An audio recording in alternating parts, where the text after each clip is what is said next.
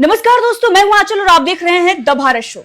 Elvish Yadav jail से बाहर आ गए हैं, अपने घर पहुंच गए हैं। एलविश यादव ने अपने फैंस के लिए एक मैसेज भी दिया है। ट्वीट करते हुए उन्होंने जानकारी दी है कि वो बिल्कुल ठीक है, बिल्कुल स्वस्थ है।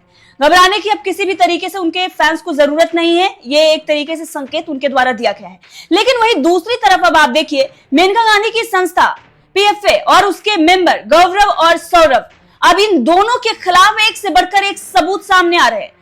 अब ऐसे में हमारे पास एक ऐसा सबूत सामने आया है जिससे ये साफ हो जा रहा है कि एलविश यादव मामले में गौरव और सौरभ कैसे एक व्यक्ति पर दबाव बना रहे थे कि वो उनका सच सामने ना लाए, मामले को मैनेज करने की कोशिश कर रहे थे। यहां तक कि उस व्यक्ति से यह भी कहा गया कि अगर आप एलविश यादव मामले में कुछ नहीं कहते हैं तो फिर इसका लाभ आपको मिलेगा, और अगर आप इस तरीके से बोलते हैं तो फिर खामियाजा भुगतना पड़ेगा, क्योंकि उस व्यक्ति के ऊपर ही एफआईआर दर्ज करवा दी गई थी। जी हां, अब आपको याद होगा कि ये पूरा मामला जिसमें एलविश यादव की गिरफ्तारी हुई है, नोएडा पुलिस ने गिरफ्तार किया है, ये पिछले साल नवंबर का है। नवंबर में ही 25 नवंबर को गौरव और सौरभ गुप्ता एक व्यक्ति पर एफआईआर दर्ज करवाते हैं और उस पर गंभीर आरोप लगाया जाता है। वो एफआईआर इसलिए दर्ज करवाई जाती है, जैसा कि पीड़ित बता रहे हैं, क्योंकि वो एलविश यादव मामले में इनका सच जो है सौरभ और गौरव का, वो उजागर कर रहे थे। और इस वक्त हमारे पास वो एफआईआर की कॉपी है जिस एफआईआर के जरिए गौरव और सौरभ गुप्ता एलविश यादव के मामले में एक तरीके से जो सच सामने आ रहा था उस सच को सामने आने से रोक रहे थे।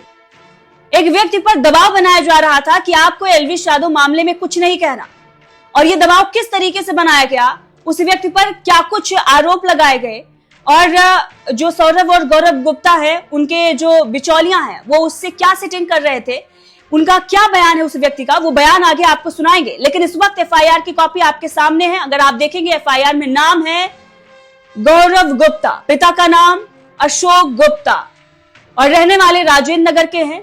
और इस एफआईआर की कॉपी में अगर आप आगे जाएंगे तो ये लिखा हुआ है कि ये व्यक्ति जो है रंगदारी की डिमांड करता है। 25,000 की रंगदारी की डिमांड जो है वो की गई है, ये भी लिखा हुआ है। इतना ही नहीं, इसमें ये बताया जा रहा है कि एलविश यादव का जो मामला है, बहुचर्चित मामला, उसमें ये व्यक्ति झूठी बातें कर रहा है, उस केस को ये झूठा बता रहा है, जबकि वो केस जो है वो अभी जांच के दायरे में है। तो आप देखिए, अगर गौरव और सौरभ गुप्ता इस मामले में, एलविश वाले मामले में पूरी तरीके से सही हैं, तो फिर इस व्यक्ति पर एफआईआर उन्होंने क्यों कराई? किस बात का डर था?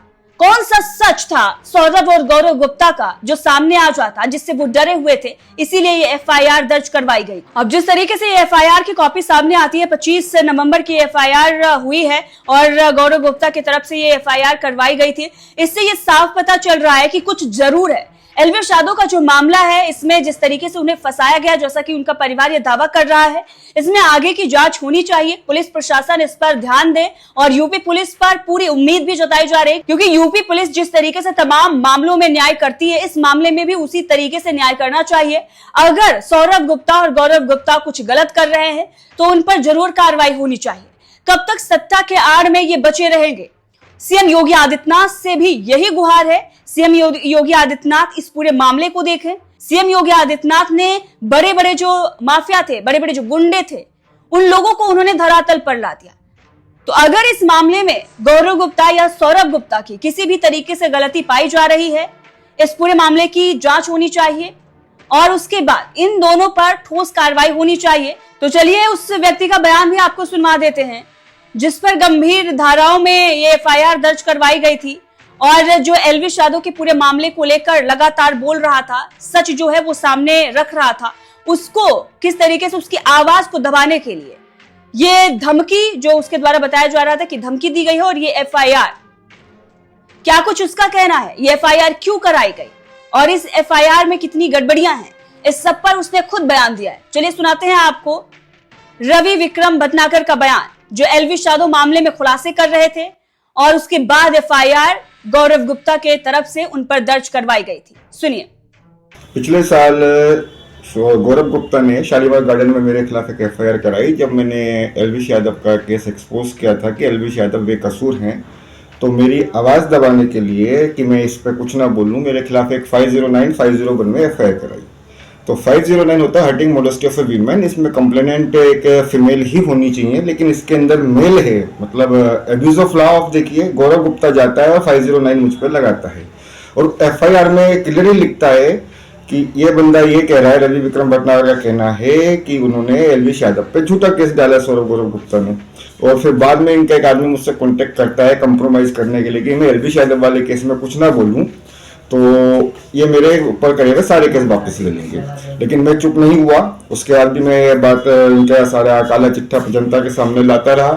तो पीपल फॉर एनिमल सौरभ गौरव गुप्ता की गैंग के एक सुरवीर रावत ने मुझ पे नंदग्राम थाने में एक वाइल्ड लाइफ एक्ट के अंदर एफआईआर कराई। उसका क्रक्स ऑलमोस्ट कछुए के ऊपर थी वो, तो क्रक्स ऑलमोस्ट ऐसे ही थे जैसे एलविश जी की एफआईआर है। तो इनका एक रटा रटा एक फॉर्मेट बना हुआ है, उसमें बस ये नाम चेंज कर देते हैं, क्राइम चेंज कर देते हैं और एफआईआर दर्ज करा देते हैं। और कमाल की बात है, पुलिस एफआईआर ले भी लेती है, उन्हें मतलब कानून को सारा वायलेट करके सीआरपीसी आईपीसी किस नहीं देखती, बस एफआईआर लेनी है तो लेनी है। तो जो इन्होंने मेरे ऊपर एफआईआर कराई है शालीमार गार्डन में 509 की, तो मैं गौरव गुप्ता से इतना पूछना चाहूंगा कि वो फीमेल है या ट्रांसजेंडर है कि उसने मुझ पर 509 लगाया, क्योंकि उसमें या तो कंप्लेनेंट फीमेल होनी चाहिए या ट्रांसजेंडर होना चाहिए। और दूसरा, मैं पूरी ताकत से बार बार कह रहा हूँ कि एलविश यादव के ऊपर ये केस झूठा है, और कल जिस तरह उन्हें बेल मिली है कोर्ट में पहली हियरिंग के अंदर, तो ये भी बहुत बड़ी बात है। तो उससे साबित होता है कि कहीं ना कहीं क्या पक्का है कि ये केस फैब्रिकेटेड केस है।